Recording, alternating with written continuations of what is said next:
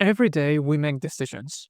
The question is, are they based on facts or just guesses? Two people face the same problem. One guesses, one uses data. Only one gets it right. To make the best decisions for our business, or sometimes for our personal finance, we need to learn data driven decision making. Stay tuned to find out. When it comes to making decisions for my business, I need to take into consideration few factors. I need to gather as much data as possible to make better decisions because those data contains information about the market, product demand, customer satisfaction or complaint, and much more that I can use to come up with a solution or strategies to solve or improve them. There's a lot to this topic. In this video, we will look at the general picture of it, and if you're interested for more, feel free to do your own research. Marketing data tells us which item or product is sold more and not sold more.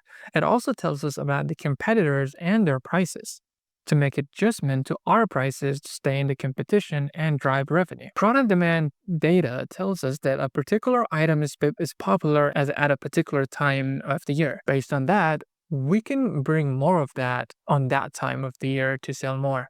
Because if we don't, they will go to our competitors. Customer satisfaction or complaint tells us why customers were happy or unhappy with our products. We can see if there was an issue or particular advantage that a customer was happy for or unhappy for. Based on that, we can decide to either improve or remove it from the market and replace it with something else that customers like. You may say, bro, that's a lot of work to go after all these details and gathering them.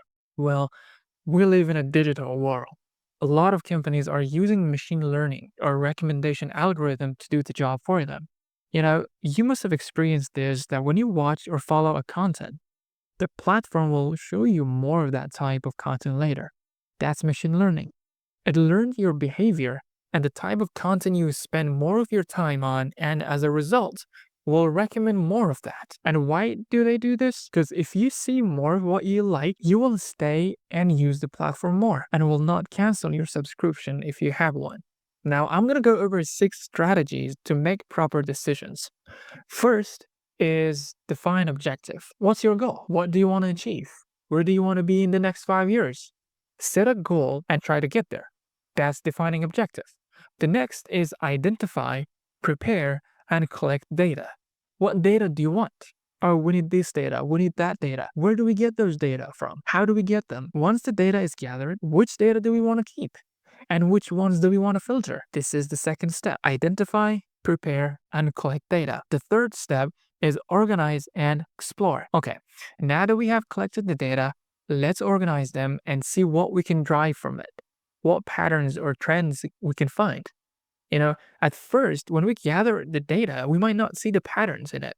It's like when you find a dirty picture somewhere, you clean it first, then you will be able to see the clear image. Fourth step is perform data analysis. Now that we have found patterns and trends in the data, how can we turn them into an action? How can we turn them into a plan to implement it in the business? This is the stage that we use various methods or methodologies to make a business strategy. The fifth step is drawing a conclusion. Okay, now that we have performed data analysis, we have made the plan and decided what we want to do. We're going to do this and we're going to do that to have the business succeed. This is drawing conclusion. The last step is implementing and evaluating it. In this stage, we're going to implement the plan and see how it goes. Let's see what the customers say, what feedback they give.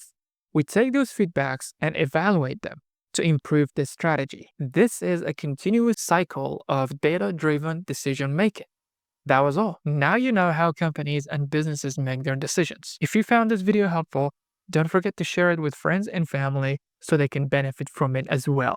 See you in the next one.